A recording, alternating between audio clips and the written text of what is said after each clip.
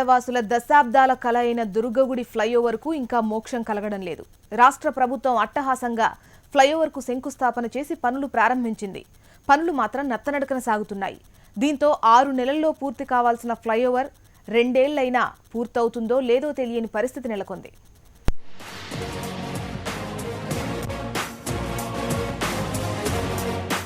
దుర్గగుడి flyover నిర్మాణం విజయవాడ ప్రజల దశాబ్దాల కల.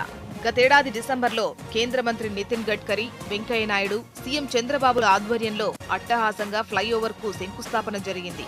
కృష్ణ పుష్కరాల ప్రారంభం నాటికి అంటే సుమారు 6 నెలల్లో పనులు పూర్తి చేస్తామని నేతలు ధీమా వ్యక్తం చేశారు. 440 కోట్ల రూపాయల వ్యయంతో ఫ్లైఓవర్ నిర్మాణానికి సంబంధించిన కాంట్రాక్ట్ను సోమా కంపెనీ దక్కించుకొని పని ప్రారంభించింది. అయితే పుష్కరాలొచ్చాయి వెళ్లాయి, కానీ పనులు మాత్రం కొలిక్కి రాలేదు.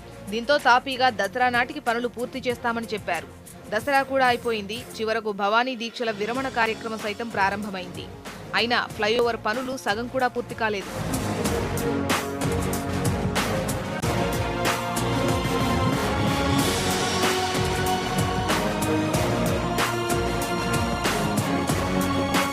కింద 4 వరుసలు, పైన 6 వరుసలతో సుమారు 5 కిలోమీటర్ల మేర నిర్మాణమవుతున్న ఈ ఫ్లైఓవర్ నిర్మాణంపై సోమా కంపెనీ అంచనాలు తలకిందులైనట్లు తెలుస్తోంది. మొత్తం 51 పిల్లర్ల నిర్మాణం జరగాల్సి ఉండగా ఇప్పటికీ 45 పిల్లర్ల నిర్మాణం మాత్రమే పూర్తయింది.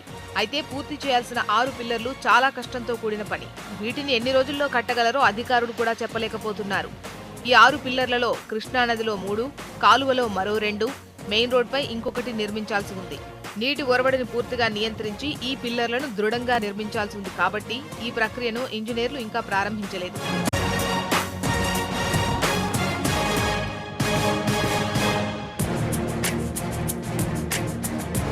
మరోవైపు అప్రోచ్ రోడ్ల నిర్మాణం, ఫ్లైఓవర్ చివరి వరకు నదిలో రిటైనింగ్ వాల్ నిర్మాణాన్ని కూడా పూర్తి చేయాల్సి ఉంది.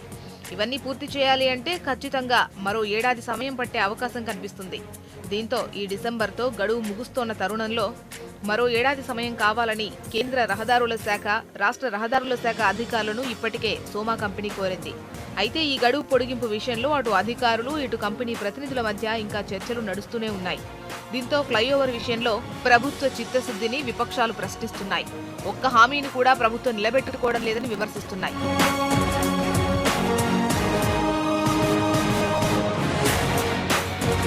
అయితే ఎన్ని అవాంతరాలు ఎదురైనప్పటికీ వీలైనంత త్వరలో ఫ్లైఓవర్ నిర్మాణం పూర్తి చేయడమే లక్ష్యంగా పనిచేస్తున్నట్లు అధికార పార్టీ నేతలు చెబుతున్నారు. 6 నెలల్లో పూర్తి చేయాలని గడువు విధించినప్పటికీ అనుకోకుండా ఆలస్యమవుతోందని చెబుతున్నారు. హైదరాబాద్ విజయవాడ ప్రధాన రహదారికి ఎంతో కీలకమైన దుర్గగుడి ఫ్లైఓవర్ నిర్మాణం తమ లక్ష్యమని అంటున్నారు. గత ఎన్నికల్లో తాము ఇచ్చిన హామీల అమలులో భాగంగా ఈ ఫ్లైఓవర్ను పూర్తి చేస్తామని చెబుతున్నారు.